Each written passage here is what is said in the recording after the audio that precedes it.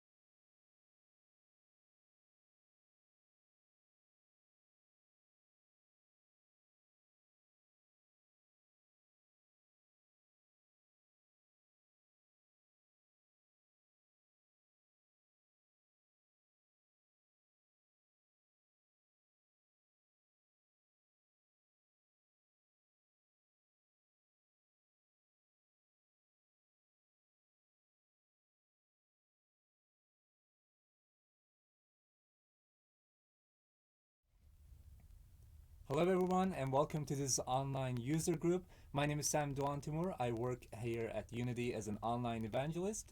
And today I'm here with. Hello, I'm Liz McCurry. I'm on the technical evangelist team in Europe. So, Sam, why are we here? Well, we are going to be taking a look at a few different topics, so 3 in total.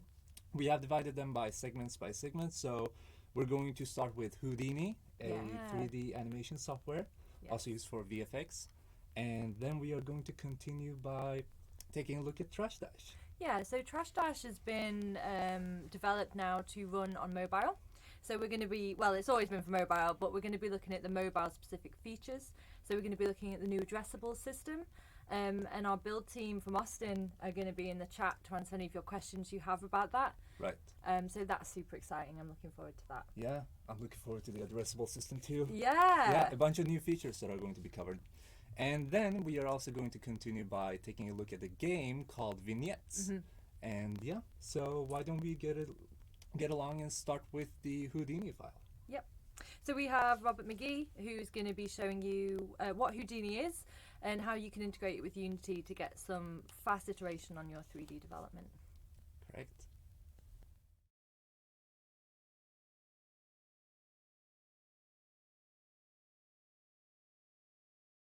Welcome, my name is Robert McGee, and today I will be talking to you about Houdini and Houdini Engine and how you can use them to create game art for your Unity projects. Houdini is a procedural, node-based solution, and much like Algorithmic's Substance Designer, which lets you build textures using node networks, Houdini does the same, but focuses on 3D objects and effects. Houdini Engine lets you extend that procedural approach right into the Unity game editor to assist with the building of environments and game levels. Before I show you how this all works, let's take a look at 2 games created by indie developers who have found success using Houdini in their Unity projects. Here we have Suki and the Shadowclaw, a 3D adventure platformer being developed by Luis Garcia of Feline Arts in Mexico. He is developing his game for PC and consoles using Unity. Because he works independently, Luis chose Houdini and his procedural workflow to establish a more efficient pipeline for the creation of game assets and levels. Here you can see a procedural bridge that he uses to set up in his game. You can see the controls that he has here for getting a unique result each time he places one of these. And here you see that same bridge being set up and used in the Unity editor. Next we have Ari and the Secret of Seasons, a 3D action-adventure puzzle game for PC and console.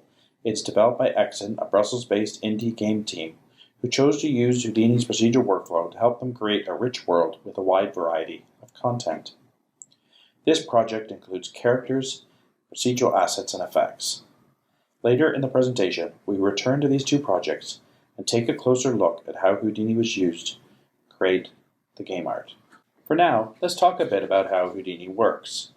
As already mentioned, the key element is its procedural, node-based workflow.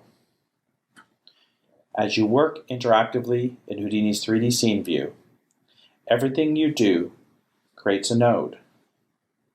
These nodes are connected to build networks, and each of these networks defines a recipe or flow of data. These recipes can be used over and over again, and it's easy to share them with your colleagues. Now, the traditional way to share your work would be to save out to a common interchange format. You could render or bake out to TIFF or Targa, or export to an FBX or Alembic file. The issue is that this is no longer procedural, and the flow of data in the nodes will be flattened. Of course, this approach can be good for some workflows, such as creating real-time effects, generating high-res meshes, or exporting character rigs. But if you want to retain the procedural nature of the network, then we need a different approach. For Houdini artists, this means collapsing your network into a Houdini digital asset. Now all the original nodes and networks exist inside the asset, and then you can promote parameters from these nodes to create a high-level interface for artists to work with. And you can add other elements to the asset, such as inputs, outputs, embedded geometry, and more. Once these are part of the asset, it gets stored on disk for sharing.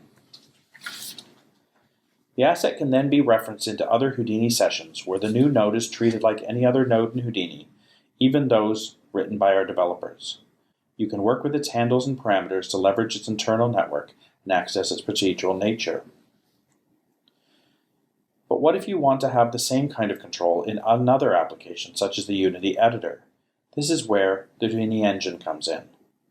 While you plug the Houdini engine into Unity, you can now load Houdini digital assets, and the engine will cook the node networks using the Houdini libraries, then deliver the results to the host application. Within Unity, you will have access to those high-level controls we built earlier, and once you tweak any of the params, the engine will again cook the nodes and update the results in the host. You can see that Houdini is working under the hood to allow these procedural assets to work in the Unity editor. When you build the game, a baked-out version of the asset will be used during gameplay. The asset is still in the editor to allow for future edits and tweaks, but its procedural nature does not carry over. The Houdini engine is not a runtime solution, but rather a content creation engine for your editor. The Houdini engine for Unity plugin was first announced in 2013 along with a similar plugin for Autodesk Maya. A 3D Studio Max plugin is in the works for 2018. Over the last year, SideFX has rebuilt the plugin from the ground up. You can now access the 2.0 plugin with recent production builds of Houdini 16.5. The new features include a deeper integration into the Unity interface. This includes proper support for prefabs, a new painting workflow, and a better presentation of the asset bits and pieces within Unity. Support for packed primitives, which are used in Houdini to set up instancing. A new curve editor, which is often used as an input mechanism for assets. And support for Houdini's height field-based terrain tools.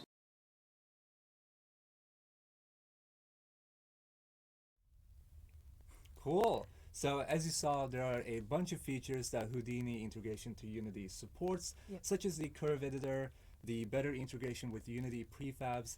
As we also saw in the footage, you can just drag some lines in and just extend the pipe and stuff like that. So it's super cool. It's really cool. And it's great that there's been this whole new plugin, like rewritten from scratch, all these new additions. It's really exciting.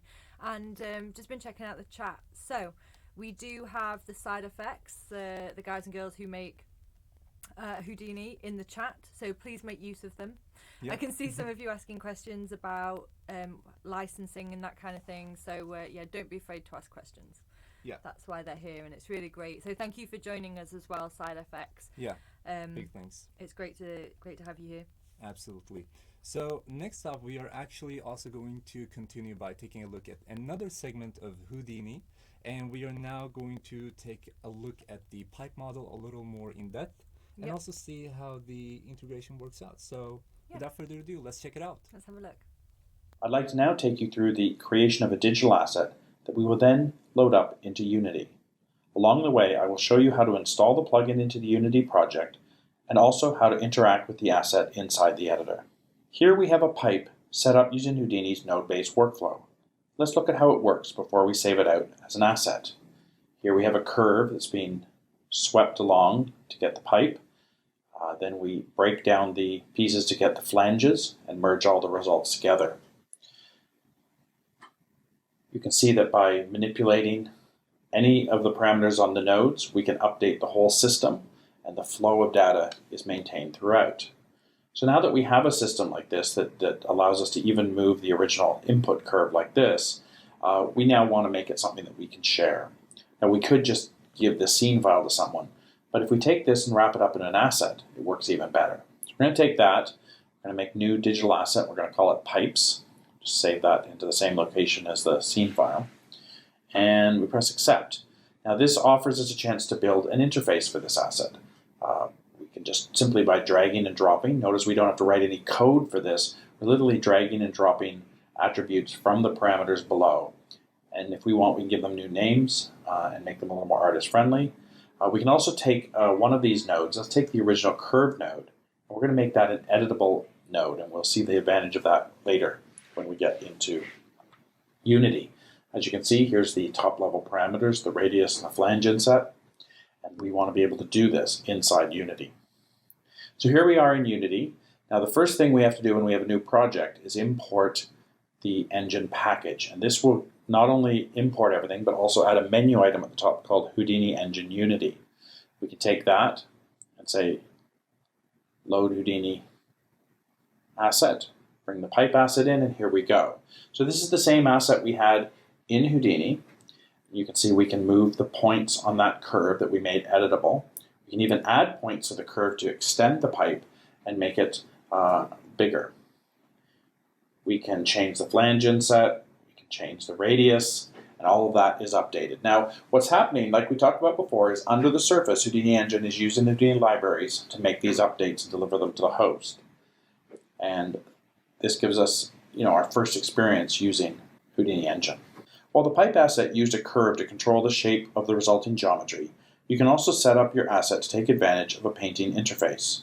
Let's take a look at another asset which uses this approach to set the scale of barrels scattered over a surface. So here we have an asset which lets us control the number of barrels, sort of the relaxation of the iterations, the noise height here. And this is made with a network, similar to what we've seen before. It's currently locked because the asset is locked. So what we're going to do is we're going to make one of those nodes, the paint node, an editable node. And this will help us both in Houdini and in Unity. Now we save that. Let's save the asset again. And what you'll see is everything is locked now except for that paint node. So if we select that paint node, we can now paint the p-scale of those points to get the result that we wanted, and we can increase or decrease the number of barrels on that. If we load this asset into Unity, here we have exactly the same asset. You notice the parameters we had before. We can set iterations. We can change the size of this if we want. All the controls we had before. Now the question is, how do we do the painting? So we open up Asset Options, click on Enable Editable Node Tools, and now we get this interface where we can go and say, let's set the paint value to 2 and the opacity to 0.1, and now we brush and we start to get the scaling of those points here inside Unity. Now, in addition, we can use this other option, this edit option, and this will allow us to specifically pick points in the scene. So we grab a bunch of points, we set the value, let's say 3, and they will automatically change. So we can use the paint interface, or we can just grab things directly. Other than that, we just go in and paint away to get the result that we want.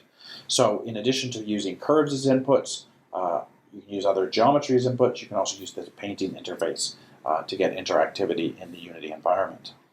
Next, we're going to explore this guard tower scene, which has been built using procedural assets created in Houdini. This scene was created by Kenny Lammers, who has created a set of tutorials available on SideEffects.com where you can learn how to build these assets from scratch. So the first asset in this collection is a stacker asset, which allows you to bring in an object, in this case the barrel object, and then it is going to get copied to points within the asset and set up for stacking. So you have at the bottom just a grid that then has got some noise set on it, just so they aren't stacked too evenly. And then a whole bunch of nodes that will process this information, create the stack, merge everything together, and create the result that we're looking for. So here we have the nodes inside the asset, sort of the procedural flow of data, and then up above we have this is the asset. This is what we're going to see in Unity. As you can see, we can control the rows and columns of that. You can also point to a different object if you want to point to, let's say, a crate or something else. This stacker asset would actually work with that as well. So when you've got a digital asset, you can use that many, many, many different times. And here is an example of that. We have one stacker already used in the corner, and now we're going to work with the second one. We set the number of rows and columns, and notice how each time the asset is used, they don't have to have the same values. They can be put in different places in the scene, use different values, but at the core, they're all referencing the same asset down below. So here we're adding even another one in. So this one we're going to go in. Now, by default, it doesn't reference the barrel because you have to pick the object.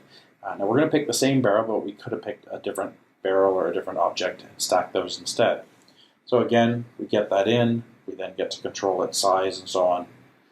And there we go. Now, once you have that, we can also do something called bake a prefab. So let's say that you wanted to use your procedural asset, but you wanted to deliver the results to the game level without the engine present. A prefab would allow you to share this with other level designers, and they would be able to work with that.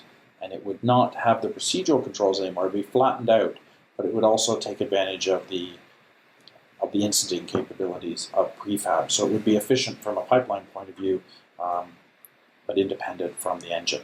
Of course, you don't need to bake out prefabs or bake out anything. You can just use the assets in your scene as long as everyone on your team has a Houdini engine license available. So here are some other assets Kenny used for his guard tower scene. So you can see, there's networks and nodes that involved with coloring it, shaping it. Again, we're using a curve interface to position it and get this to work the way we want. Here we have some sandbags also created using the same interface, drawing a curve and getting the result that we want.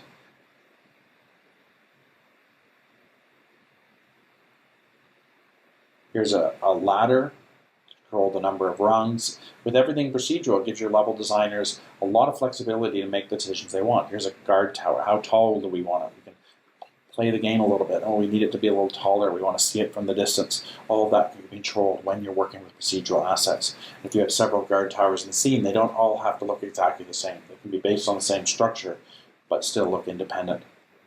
Give a little more visual richness to your level.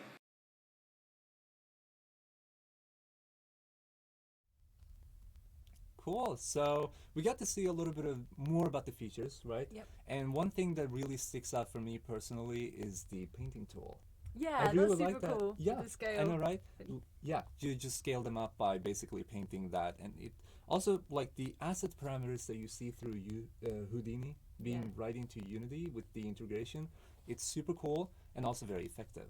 I think it's really useful cross teams as well, for like your program as an artist, Definitely. so you can configure it and then send it across and be like, you have all these parameters to play with. I know, yeah. And just like that quick visual feedback as well of like what you get, it's super powerful. Right. And also I think cool to highlight in the video as well that from sidefx.com you can go and see how to make some of those models from scratch. I think that's really useful. Yeah, definitely. And thank you, Ben and Robert in the chat. You've been busy beavering away, answering all those questions, so thank you for that. Yeah. Keep asking, because we have the final part of the video. Yeah. And coming up. in this video, we are actually going to take a look at some clients of Houdini and see some games that are also using it, so that we can see a little bit more inspirational stuff. Yeah. Yeah. Cool. So without further ado, let's go ahead and check it out. Earlier we looked at 2 indie games that made use of procedural assets to streamline the creation of game art. Now that you're more familiar with how digital assets in the Houdini engine work, let's take a closer look. So here we have Suki and the Shadowclaw. So Louise, in creating his assets, he had assets he actually originally built in another application, 3D Studio Max, and he brought them into Houdini to proceduralize them. So he wanted to create these bridges that he could use in his game, and he set up a procedural network to create the bridge. Then when he got into Unity, he was able to set up a bridge simply by controlling this curve, similar to what we've shown before. Now, the advantage of this is he might be creating many of these bridges within a game level, and they can all be done quickly using this workflow. At the same time, they also have the advantage that if he makes a change to the asset on disk, all the bridges would benefit from any changes that he made there. Here's another example of a fence, again built using this procedural approach. Here he is creating a unique fence for this particular platform done using a procedural asset. Now, what's important to note is things like the rungs and the posts on the fence, they would be done using instancing. So there is a lot of efficiencies built into each of these assets so that he gets exactly what he wants in the game. So in addition to speeding up the creation of a level designer, there's some other advantages to going procedural as well. So here in this part of the game, notice that the dragon goes through these tubes. Well, one of the issues with the tubes is the character would only go through it if it was a certain radius. Now, if he's got 20 tubes in a game level, or 50 tubes in a game, if they are all modeled individually, there's a chance that somewhere, somehow, the dragon won't fit. Something will go wrong. It isn't set up the way that you want. When you're using a procedural asset, those rules are set inside the asset, and therefore he consistently gets what he needs to build the level the way that he wants. So a lot more consistency, surface normals are set up right, UVs are set up right, collision geometry is set up right, and this gives you a lot of reassurance as you're working with procedural assets that your game art is going to do what you want it to do. Here we have Exon with Ari and the Secret of Seasons. So in their case, they used Houdini to create some procedural sets. Here's a staircase that they set up so they could actually control how long it is. They could control how many steps there are, as well as do you want to bend that staircase or keep it straight. So these are kinds of things to model by hand. It's not impossible, but it's a lot of work. And if you have a tool like this where you can throw a staircase into a game quickly, get it to the size you want, and it's going to work and be ready for the game right away, that's a huge benefit. And these developers have learned that and have turned to Houdini to help them achieve that in their work. And here you see the character running through some of these levels, and some of the staircases built using this procedural technique. Now, most of the examples we've seen so far involve the use of procedural assets delivered to Unity through the Houdini Engine plugin. Now let's take a look at a special set of game development tools that are available with Houdini that offer alternative workflows that don't necessarily make use of Engine. The Game Development Toolset is a collection of high-level tools aimed to speed up game-related workflows in Houdini. There are a growing number of game tools being developed that range from UVing to generating motion vectors from simulations.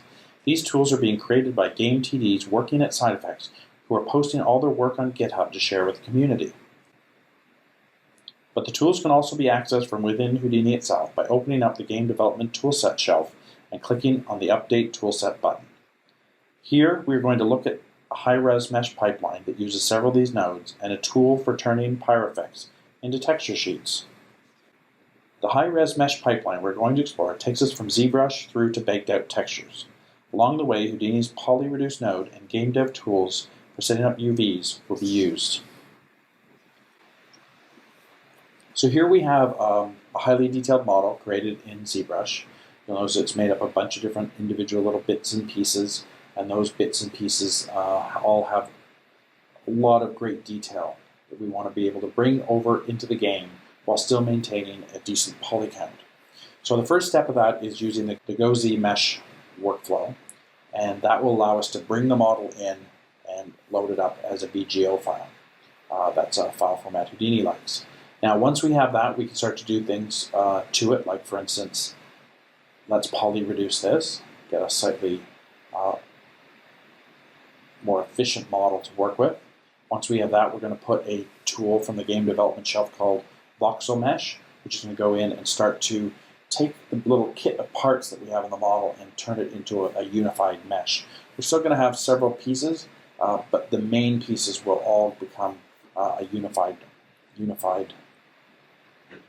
piece of geometry. This will make it easier for us to polyreduce it for game use and also texture UV it. Once we have this, we can crank up the voxel mesh to get as much detail as we need.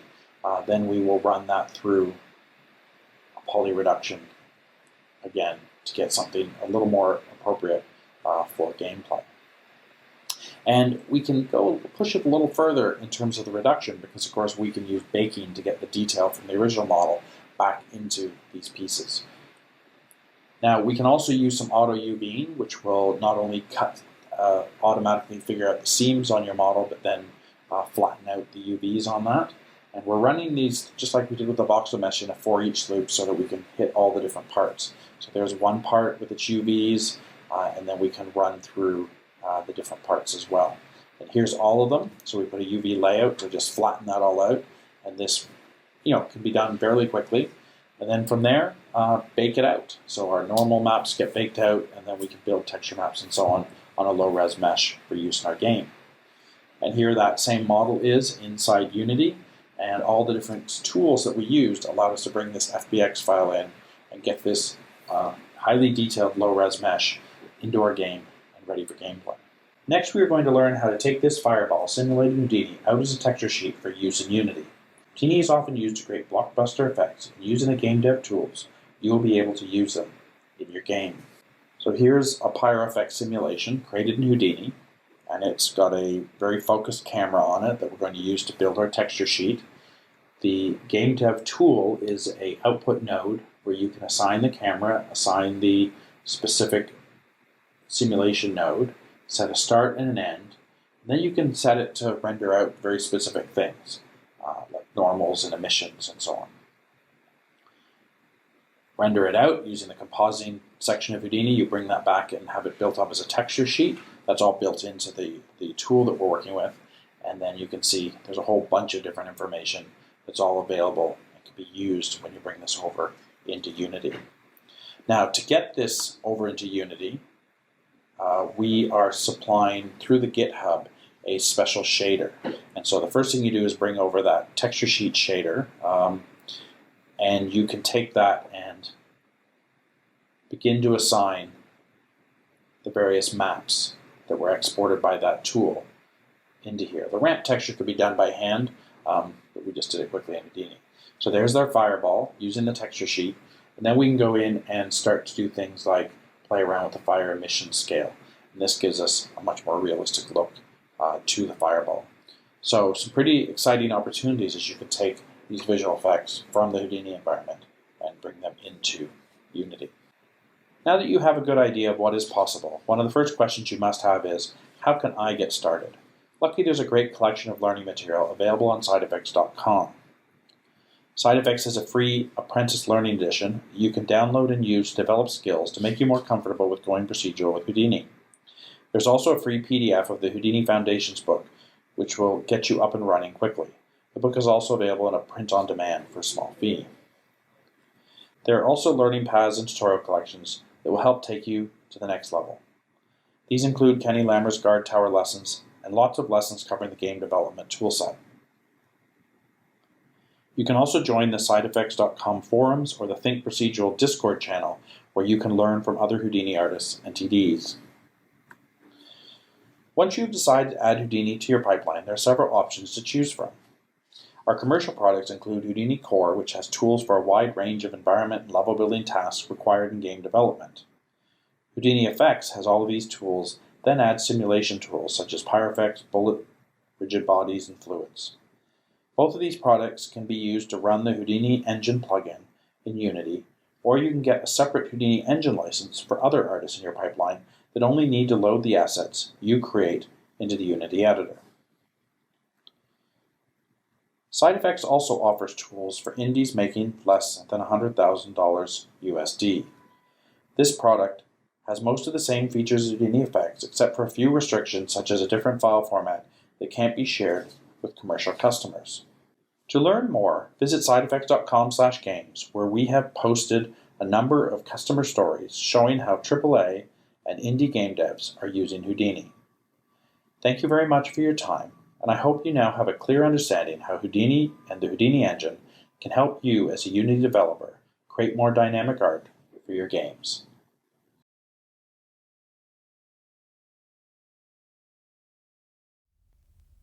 Awesome. So that was pretty much it for Houdini, which is very exciting to see. Obviously, also these like customer stories and how how game developers are using their integration to Unity are actually creating like the fence that we saw in the video, the examples for the fence and the staircase. Yep. They're always so exciting, but also very inspirational to see because you get a slight idea of what Houdini is capable of and also above. Yes, and thank you to the SideEffects team for answering all the questions in the chat. It's really super cool of you, and it's great to see so many questions too. Great engagement. Absolutely. Like, awesome stuff, SideEffects. Really appreciate that. So next up, as we said in the intro, we are now going to take a look at Trash Dash, and rather the addressable asset system. Yeah, so now we're going to have a little look at Trash Dash, as Sam said. So we're going to look at Trash Dash in a kind of features for mobile stance. So the first video that we're going to go with is looking at the lightweight render pipeline. So let's go to the video to see more of what that's about. In this video, we are going to be taking a look at Trash Dash. Trash Dash is an endless runner sample game created by the Unity content team, built to run on mobile devices. Trash Dash makes use of the lightweight render pipeline and also asset bundles for its characters and environment, allowing you to easily add more content to the game after deployment with minimal update size. Built for use on a wide range of devices, it also uses unlit shading for performance. In the current version, we use the built-in unlit shader and a couple of custom shaders for rendering. We build and load asset bundles through custom code. However, two new features, currently in preview, offer a better and easier alternative. These are the lightweight render pipeline and the addressable system. In this video, we are going to show you how you can quickly set up your project to use these new features, using TrashDash as an example. The lightweight rendering pipeline is built with the new scriptable rendering pipeline feature, or SRP for short. SRP allows programmers to entirely rewrite how Unity renders a scene, contrary to the current system that has a couple of fixed rendering pipelines, for example deferred and forward rendering. SRP offers lots of flexibility to tailor the rendering processes for your project, but can add work depending on the degree to which your graphics programmer wants to customize the rendering process. Since lots of projects won't need to rewrite the whole pipeline, but just potentially tweak some parts, Unity offers two already written scriptable rendering pipelines. The high-definition rendering pipeline, packed with all the latest cutting-edge effects aimed at high-end PC and console, and the lightweight rendering pipeline, which is smaller and more optimized for a larger range of devices, mobile included. Both are open source, so it is possible to get the code and modify them if the need arises. Generally speaking, if possible, we recommend starting with and modifying one of these existing rendering pipelines, rather than writing your own pipeline from scratch. To use the lightweight rendering pipeline, let's open the Package Manager from Windows, Package Manager. Let's find the lightweight rendering pipeline package. Once selected, let's select Install to add it to the project.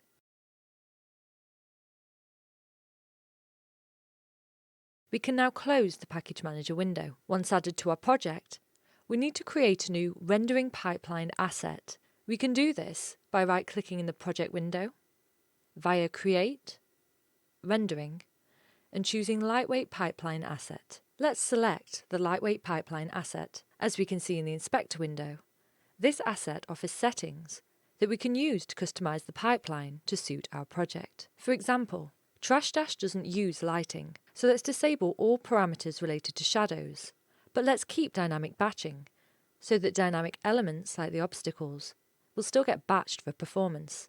We now need to assign the rendering pipeline we just created as the active one in our project, so that Unity can use it to render the scenes. We can do this by opening Project Settings, Graphic Settings, and then dragging the rendering pipeline asset we created into the rendering pipeline slot. Our project will now be rendered with the lightweight rendering pipeline, using the settings we selected. If we used a simple shader, like the built-in standard unlit shader, or a custom shader using basic vertex input like position or colour, they should just work in the new rendering pipeline, because that pipeline sends the same data to the shader as the current built-in pipeline. But if we use a standard shader, like the original material shown here, they will now not render. We can easily upgrade these materials automatically though. We can do this through Edit, Rendering Pipeline, and upgrade project materials to lightweight materials. We can see that this has upgraded our built-in shader, and the shader in use is now the standard lightweight pipeline shader. With just a few simple steps, we now have the TrashDash project set up for use with the lightweight rendering pipeline. This should lead to improved rendering performance on mobile platforms, as we are now no longer performing some of the rendering operations that were being performed by default using the built-in pipeline. Awesome. So we got to see a little bit of gameplay footage from TrashDash, which looks so good, by the way. I really love that project. It looks lovely. And we also saw how easy it is to pretty much like make a project compatible with the brand new lightweight render pipeline. Yeah. You press a few buttons, you're pretty much done with that. Yep. And if you want to get started creating a new project now from like 2018 onwards, there's the lightweight render pipeline template. Right. So when you go in to make a new project, you can select and go working with lightweight straight away. Yeah, even easier. Even easier. Even faster. That's what we like. Right. Yes. So next up, we are going to continue by taking a look at the addressable asset system. Yes. By taking a deeper look into TrashDash as well, obviously as a main project. So without further ado, let's go ahead and check it out. The second new feature is the addressable system. The goal of addressable assets is to create dynamically loading assets and to make using asset bundles simpler. Right now in Unity, if you need to load assets dynamically, you have two choices. You can put them in the Resources folder and use resources.load to load them. This has two main drawbacks. The first is everything is loaded by path. Moving or renaming files requires you to go back into the code and change the path, or the system will fail loading. Secondly, you also need to know what you want to load explicitly, as there is no way to enumerate what is in the resources at runtime. It is not very extensible, and it will also pack everything in the folder in the final game data, so updating a couple of files in the folder will force you to update the whole packed resources file in your build, leading to a bigger update size. An alternative is that you can build asset bundles and load those asset bundles. This is the solution TrashDash currently uses. The content team put each character into their own bundle, then built the bundles through editor code written for the project. Then they copied the bundles into the streaming assets folder, so they got bundled with the application. Finally, they loop through all bundles in code to find which categories they belong to and load them into the appropriate database. Authoring the bundles can be prone to errors and requires code to be written to load and list them. You may have to write some custom code to handle simulating bundles in the editor to improve the testing process. This solution also doesn't support versioning bundles or delivering additional bundles through the internet without additional fairly extensive code being written. The addressables system aims to fix these problems. To get started with addressables, we need to add the addressable package to the project. In Unity 2018.2, which we are currently using, addressables aren't in the package manager yet, so we need to open our package manifest file and add a line to it. We can do this by navigating to the project folder, then to packages, and double-clicking to open the manifest.json file. Let's add the line we need, shown here. After adding this line, we can save the file and return to the editor. If you are watching this later, check the package manager, as they eventually will be added there. When we return to the editor, we will see that the install process has begun. Let's wait for this to finish. Once the install has finished, we can check if we installed addressables properly by reopening the package manager. We can see that addressables system are now listed in package manager, which means that we have successfully installed the package. Also, we can now check for future updates to the system and install them from here.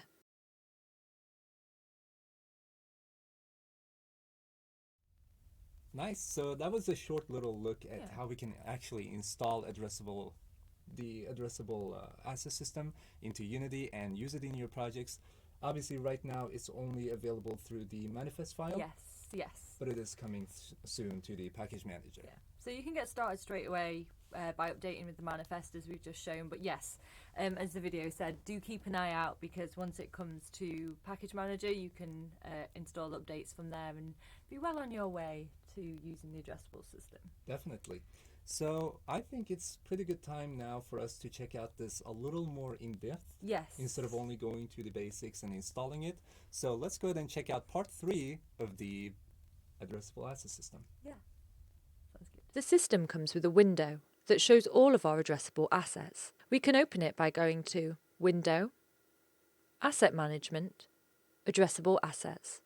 The system will offer to automatically convert your asset bundles into addressables. Let's ignore this for now, so that we can learn how to do the process manually first. With the window open, let's select Create Addressable Settings to begin storing all of our addressable settings. Once selected, we can see that an Addressable Assets data folder has been created for the project. We can see in the Addressables window that we have a default local group created to store our addressables. If we select a character, we can tick the addressable checkbox on top of the inspector to make it addressable. We can now see that it has appeared in the default group. We can also simplify the addressable asset address. This address is used to load the asset in code, decoupling the path of the asset from how we load it.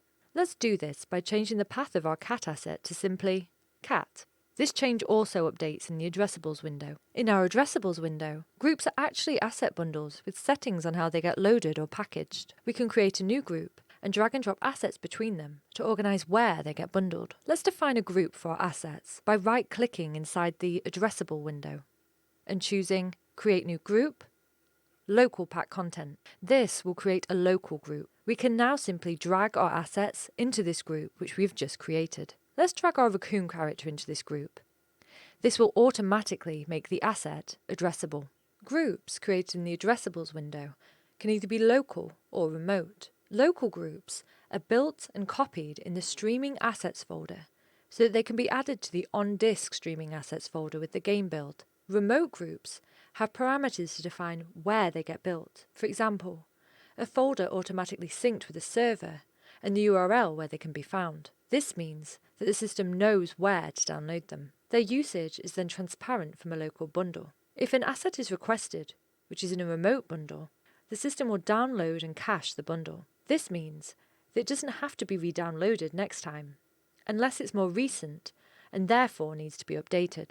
It can then be loaded in the same way that a local group can.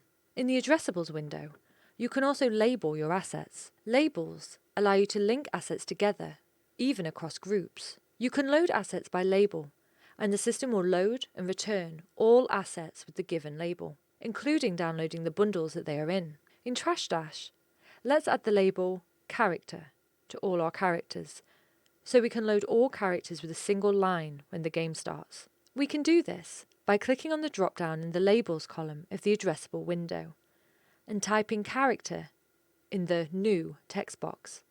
Let's press Return to save. This will now create a character label. The label will then be added to the drop-down list, and we can select it for use with other assets now too. Code-wise, the addressable system also simplifies a lot of what we need to do. We can remove the Asset Bundle Manager we originally were using, as the addressable system takes care of building the bundles for us. Secondly, instead of enumerating bundles and triaging them, we can simply call addressable.loadAsset in the character database. This will give us an async operation we can register to get a callback for each character loaded and add them to the database as they get loaded, no matter where they come from, locally or remote. As you can see, addressables give us much more control over our asset bundles, making it easier to create them and also making them much more efficient to use. You can get started using the addressables system and the lightweight render pipeline now by downloading Unity 2018.2.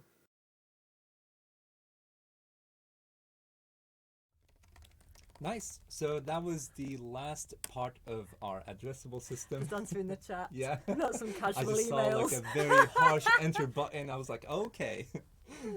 All right. So that was the last part of the addressable system.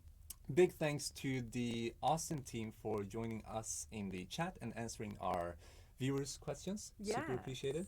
I really love how easy it makes it to like load assets and just like, you know, work in that kind of workflow. I think it's really good how much more control it gives you over your assets and Definitely. sort of the manipulation and storing of them. I didn't explain that very well.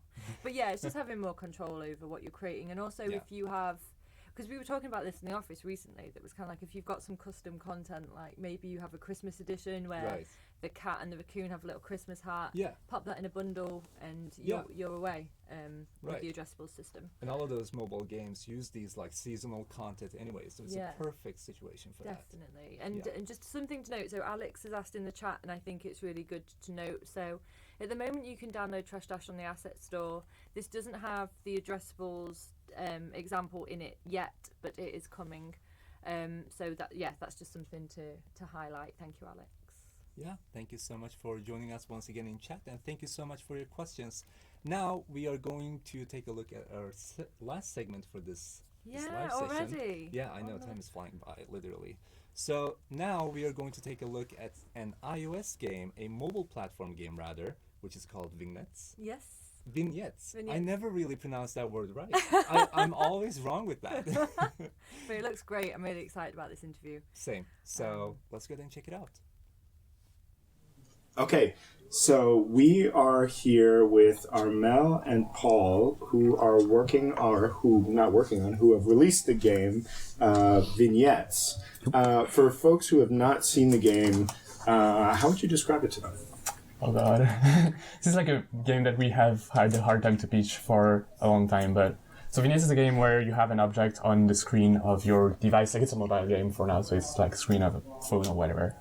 And you swipe to just spin the object around, and under some specific angles, when you look at the object, it just like shape shifts into a different object. It's like, for instance, you're looking like at a TV, like television, and you spin it around so that from the side it's just kind of a square, and then you keep moving and it's like became a different object, like a book that has the cover, like a square cover. And that way you just like keep exploring this kind of map of objects that like changes over time as you keep moving through the objects. Yeah, it's like kind of an exploration game. It's like very different like look, but like it's at the core it's like exploration game. You need to find new object, find secrets and stuff. So. Yeah. And yeah, on top of that, you can like interact with each object, or like most of the objects have like specific interactions you can do if you just like zoom on them and then tap on them and tinker with them. So the whole game is about like moving from object to object, but also interacting with individual objects to kind of like unlock secrets, or like maybe alternative like path to different objects and stuff like that. You two make up most of the team for the game, right? What are your roles in the process? We like share the design process of the game. It's just like us two talking together about what we want to do. The original kind of like main prototype of the game is something that I just came up with on my own, but it just like we started actually working on the game when we started working together, and it just like became something completely different. And then beyond that, Armel's doing most of the programming. I'm just doing like some tiny scripts sometimes, and they're terrible. And I'm doing pretty much all of the art, so that's the split. And then we have David, who's doing the sound, the audio for us, and Pat, who's helped us on like producing management help sometimes. But that being said, also Armel does a lot of like producing work on site. It like basically we can do like a lot of stuff. So like even if Paul is in charge of the art, I also did some tiny part like the colors palette and stuff, and I was in charge of like the programming part, but Paul did like a bunch of it too. So like that was really like kind of like ping pong between the two of us. Nice. And something that we were talking about off camera was that like when you started, or like you didn't have like a super in-depth programming background, but you felt like coming in using Unity, you were able to make it happen. Maybe we could talk a little bit about that. Yeah, that was actually the main reason for like using Unity. It was like people just like seeing people making games that were like not programmers, so like, hey, maybe we can also like try to do one. And yeah, just the ease of use, and of course even like if you want to go a bit deeper in like the script, which of course we had to do, like you can have like loads of tutorial and stuff for like different like levels of like knowledge and stuff. So yeah, that was definitely the main reason we chose Unity. So the game stands out a little bit from other mobile games in that it's not it's quite different. It's quite a different sort of experience, and also we're in a moment where everybody is going free to play, but you guys chose to do kind of a premium paid game. What was the thinking about that, and what's that been like now that the game has been out for a little while? Okay, so I guess the main reason is we both hate free to play because like we think it's like kind of toxic model. Yeah. But the other reason is like we are like really small team, and as of right now, like the ceiling for like is like really higher on free to play. Like this is where you will make lots of money, maybe. But with premium game, the floor is actually higher than with free to play. Like free to play, you can do like if you somehow fail your like micro transaction in-app flow, whatever. Like the you model. You will not make any money. But like premium, you will like at least sell a bit. And so like the floor is definitely higher on premium game for like small structure. I think this is like important. And also in the case of the design of our game, we had some occasions to like talk to actually like industry mobile people who like know a lot about the industry, have had experience there, and they agreed with us that with the design of the game that we had and the kind of like format we had, it didn't really make sense to do free to play because it's a content focused game where we can't just like add things as things go, and like free to play usually relies on updating, giving new content and so on. Which, I mean, we can do that, we can just like add objects to the game, but it's like such an undertaking, and the game is more about like the intricacy of each object rather than just like skinning, like, we can just like add a skin to the game. I guess also a matter of like design, not like business, market, whatever, just like design. With premium, you get like an initial like commitment for the player, because like they put like some money. It's not much, like 3 years, but like they put some money into the game, so they will at least stick for like maybe 10-20 minutes, whatever. And I guess like we needed those like 10 like 15 minutes to like kind of like set up like the gameplay and stuff. And I'm not actually sure like the first 10 minutes of Vignettes are like that interesting, but then it kind of like opens up. I guess like the game doesn't have a hook in the same way that like free-to-play games can have a hook that just like keeps you. It's just like probably way easier to do premium game on a like design basis. Perspective, like, yeah. Yeah, that makes a lot of sense. Yeah, I'm happy to see it and happy to. I mean, I think that point about thinking about your team size and kind of having an appropriate business model, because I think that there's a kind of like the kind of industry of game developers kind of moves in a herd, like, oh, everybody free to play, there's no money over here, and then they all run over to the next place, and kind of, and very often those it's funny, people are not going to see my hands moving, so I have no idea what that's. I can do the noise. I can mirror what you're doing. Exactly. But like, people oftentimes don't think about, okay, but exactly like you say, like if if we don't reach 1 million people, we're not going to make any money, right? Yeah. And it's I think an interesting moment in the business that way. Especially like, again, as we said, as like a very small team, we were not planning for the best. We were like planning for the worst and making sure even if like the game didn't sell at all, like we would. I mean, like even if the game did bad, we would still kind of be okay. Yeah. But, like it did like pretty good. So now it's fine. But like, I think it's really important to just like not aim for the worst, but definitely plan for the worst. Yeah, for sure.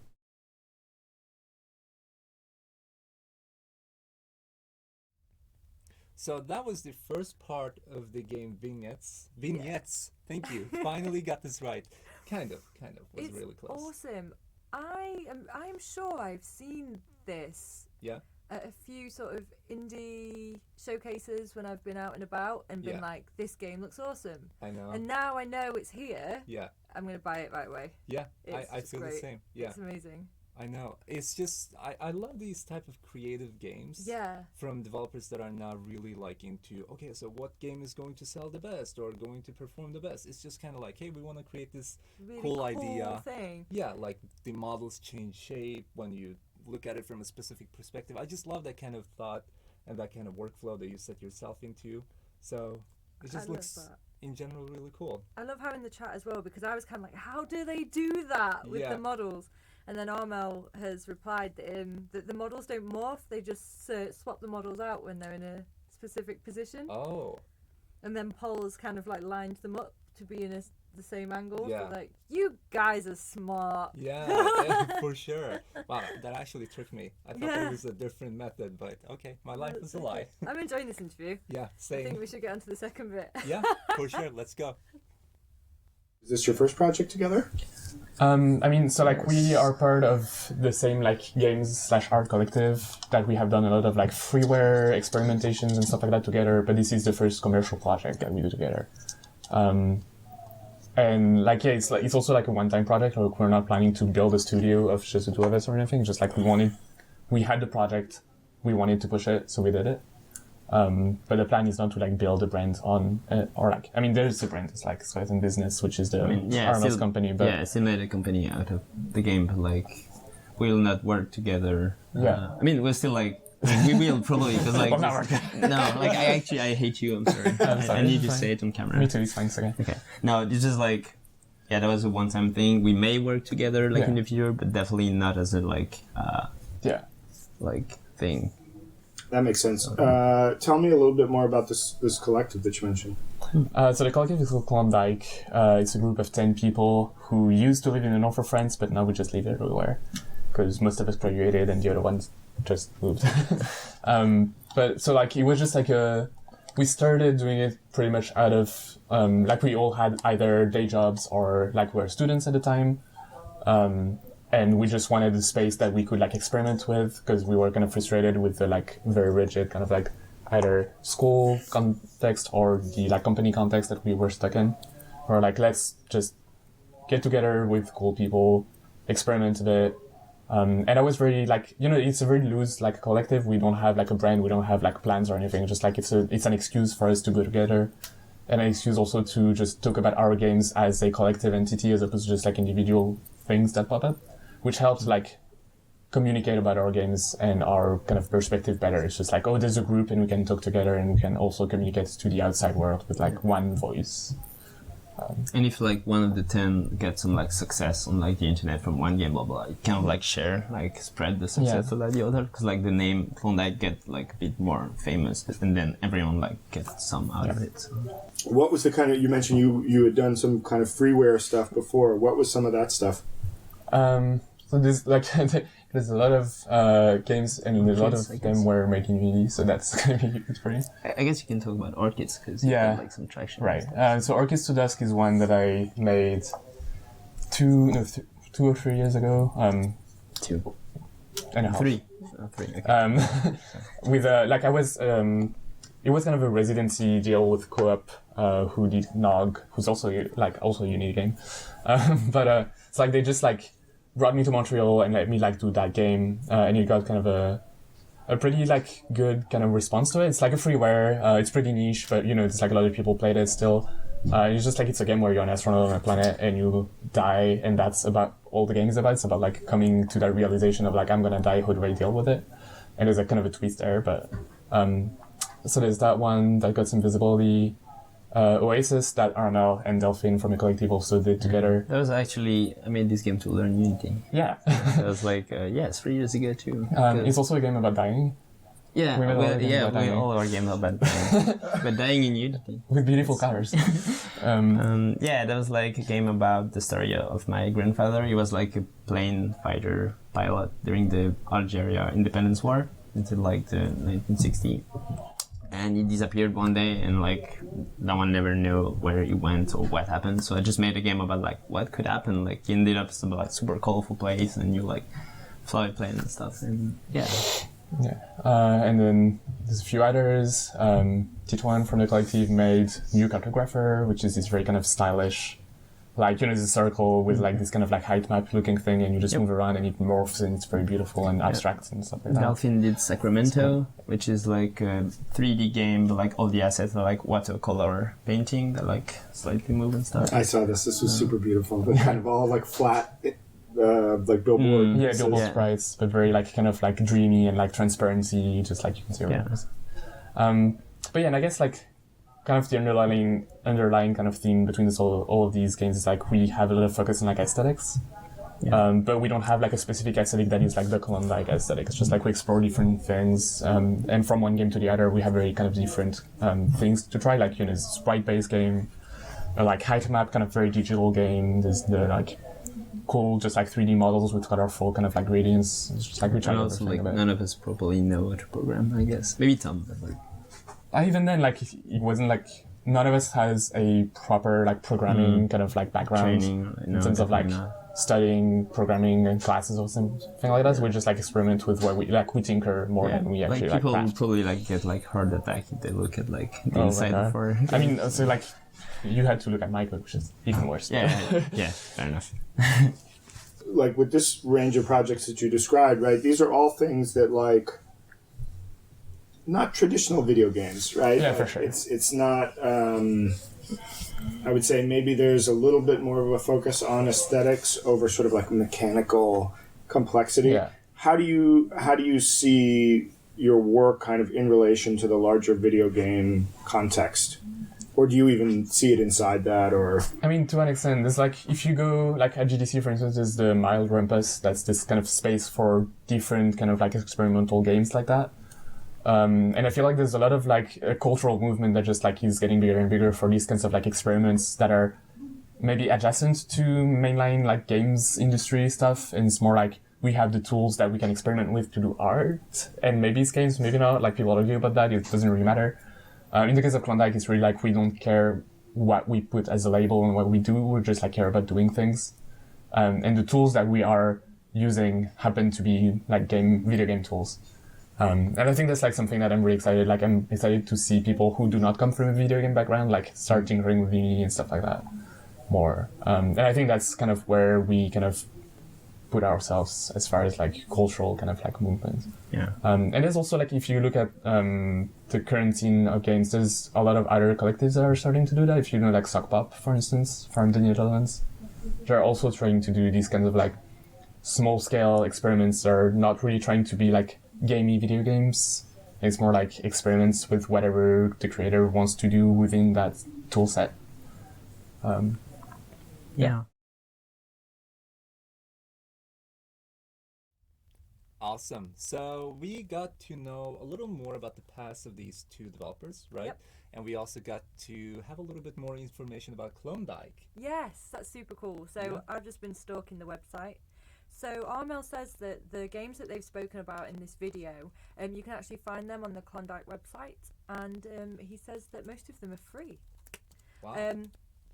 But I just think it's really great to see the creative processor, making up words, processors, and Yeah. like what was mentioned in the video, that there's not like this Klondike style, but actually Yeah. all the styles of these games are really beautiful and different, Right. and just really like expressive art. I think it's just really beautiful. It's not trying to become like a typical, Klondike style. It's just like, Yes. hey, we're gonna experiment now by using this style, and for next project we're going to use this. And that is also something that I realized. Every game that they have made so far, even like independently, are so artsy. Yeah, they're so nice. Yeah, They're so beautiful. colorful and about dying. I That love is the very story cool. of the grandfather as well, I and know. where he would go in his plane. Yeah, It was it's really kind of nice. like fantasizing a little bit how that I might think have that's ended really up. lovely. Yeah, But definitely. yeah, so thank you guys, and thank you both for being so active in the chat as well. It's really good of you. Yeah. So yeah, is this the final part of the No, interview? we actually have one more part now. Oh! to go. Yeah, we have one more little segment about vignettes, so we're not done with the game yet, which is good. I want Yeah, to see very more good. about those colors. Me too. Yeah, so let's go ahead and check that out. Going back to vignettes, the one of the things that I'm always interested to hear about are like the tools that people use. Obviously Unity itself, but then also there's a whole ecosystem of tools. Were there any external tools that you used in the process? We kind of made from an open source. Okay, so we had like vignettes, like bunch of objects linked together, right? And we were looking for a tool where we could like do the map, the design, the level design of the game outside Unity, because that was like easier for us. Yeah. And we actually found that like the structure of the game was like the same as like a narrative game, where you get like from every event you get different choice, and then it leads to different paths. And that was actually how like vignettes set up. Like It's we like don't a have node any, map kind of. Like we don't have network. any text, but like it happens that the game structure is like the same as like a narrative game. So we used something called Yarn, which was used for Night in the Woods too. And we just like kind of like tweaked it a bit to work with like the vignette like ecosystem. But yeah, so we'll use tool for like narrative game, even if we don't have any text. But, yeah. That's super interesting just to see how, because so Yarn, right, for people who aren't familiar, was a tool that was made to import Twine content into Unity, right? That and which is open source and available. But it's really interesting to hear in your wordless game that became useful. That's super cool. Yeah. You guys also mentioned off camera that you were using Shader Forge for some of the shaders. What was that like? It's like my own personal work has been. I've been like using Shader Forge for like 2-3 years a lot, and it's been a more and more important part of like just me building kind of like my visual aesthetic in Unity, because I come from a visual artist background, and I studied like video game graphics at school, but I never had any interest in like AAA video game graphics. And so like Shader Forge is just the thing that empowered me to just like I want the objects to take light that way. I want the object to like have this kind of like shimmering effect or whatever. Just like you have the capacity to do that without having to go into like shader code, which is kind of really hard to get into. So yeah, I've been like offloading more and more of my work from like Unity scripting onto just like making shaders that make what I want them to make in terms of like visual effects and stuff like that. And in the case of vignettes, there's not that many like exotic shaders going on, because it's like, it's very kind of minimalistic, solid colors. We didn't need a lot to that. It's just like textures, no shadows or anything. But there's a few like specific moments in the game where we have this like interesting background effects going on and stuff like that. And we did use like Shader Forge a bunch for these For gradients specific too. moments. Like when the color changed, like the gradients and stuff. Yeah, That's a like- shader you did in Shader Forge. So.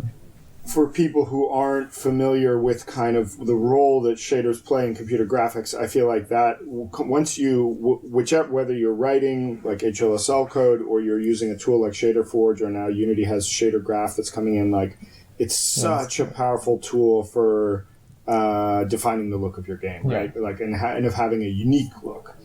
Yeah, and that's I think that's one of the main things that I'm feeling a lot about like shaders and stuff like that. It's that when you look at like game engines, a lot of it's like geared to realistic kind of PBR rendering and stuff like that. And it's okay because like that's what the industry wants. But if you get someone who's interested in like aesthetics, they need to be able to change that because the realistic, like it's actually kind of a like it's incredibly restrictive to be like, oh, you have to use PBR kind of like logic to just build whatever materials you want.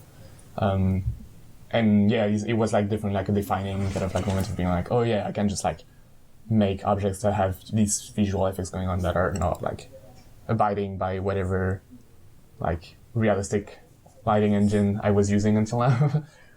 Yeah, that's super interesting. I mean, I think that it's one of the conversations that I'm interested in relation to 3D graphics. I think we've been there's obviously this great passion for achieving photorealism, right? That's been driving the industry and driving a lot of the tech and is clearly very important.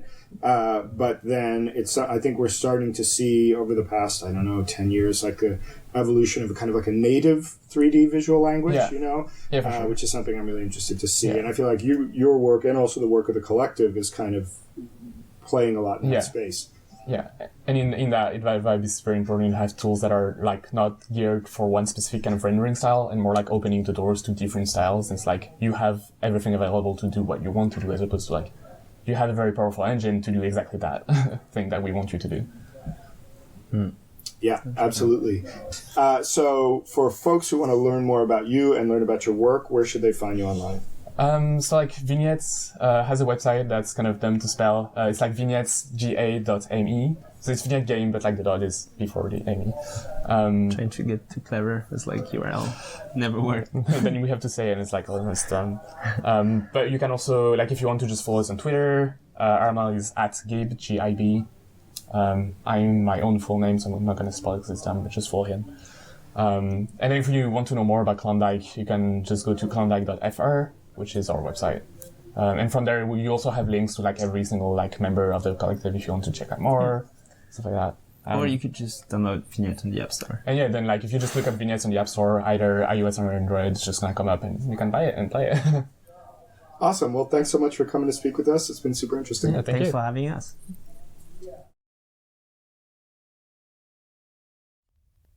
Nice. And that was makes me sad to say, but the last segment of our live stream. I know. I'm mesmerised in the chat just following. I think it's like fascinating what tools developers use to be able to sort of achieve that sort of finished. For sure.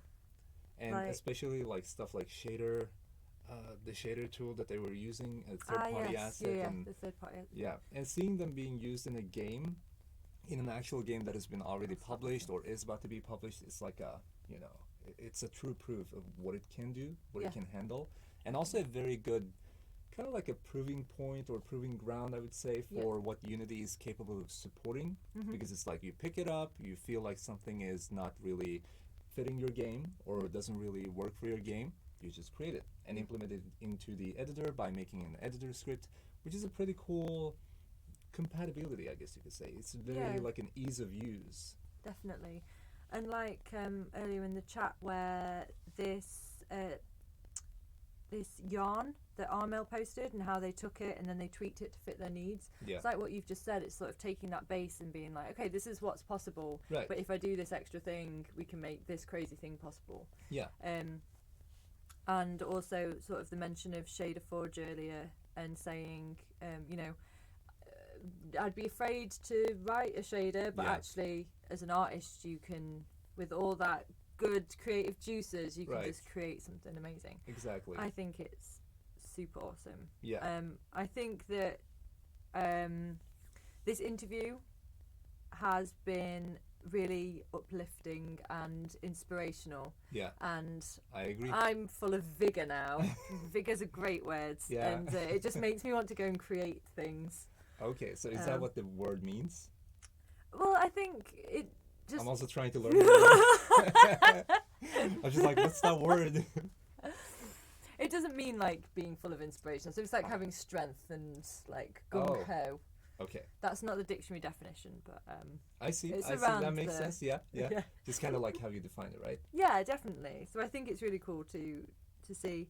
So you can find out more about Vignettes and Klondike with the links that they've posted. And thank you so much, Armel and Paul, for joining us in the chat and for everyone for asking such great questions. I am just going to post in here, I've been told by the Austin Build Pipeline team that there's a document which I've just shared now that is getting started with addressable assets. So if you were interested in getting started straight away, there's a whole how-to guide there. Oh, that's so good. So yeah, all good stuff. Yeah, for sure. That was pretty That much was it for fun. this live session. That was a Yeah, lot of that fun. was good fun. Yeah. I enjoyed that. I mean, these that's something that I love about these live streams, but also don't love that much because you get started and it feels kind of like slow from the beginning, and you're like, okay, I can just enjoy my time in front of the camera, but then it just like takes the speed and Passes just us by. like rushes by, and it's like, where did the time go? Yeah, I know, exactly. Yeah. But yeah, that was pretty much it for this live stream. Thank you so much for everyone joining in rather, Yeah, and being a definitely. part of this live stream. Obviously for the Austin team Yes. of Yeah. Unity, the Paul and also Armel, and also the side effects guys and girls from that team. Thank you so much for Thank joining you and so much, answering the everybody. questions. Really appreciate your time and effort. If you want to find out more about any of the projects, obviously you have a bunch of links that were posted in chat. And if you want to follow us and see more about us and see more yes. of us on Twitter, rather, I'm just trying to promote us as good as possible. So you can visit us on Twitter and follow our pages, which are going to be, we're basically going to include the tags on the screen right now, including Unity's. And we're going to be releasing these videos from today's live stream weekly. So if you want to catch up with these, the content is going to be released on our YouTube channel shortly. So yeah, That's a good point. yeah, it's all good stuff. So thank you so much, everybody. It's Thank been you. so much fun. And see you again next time. Yeah. See you guys. Bye. Bye.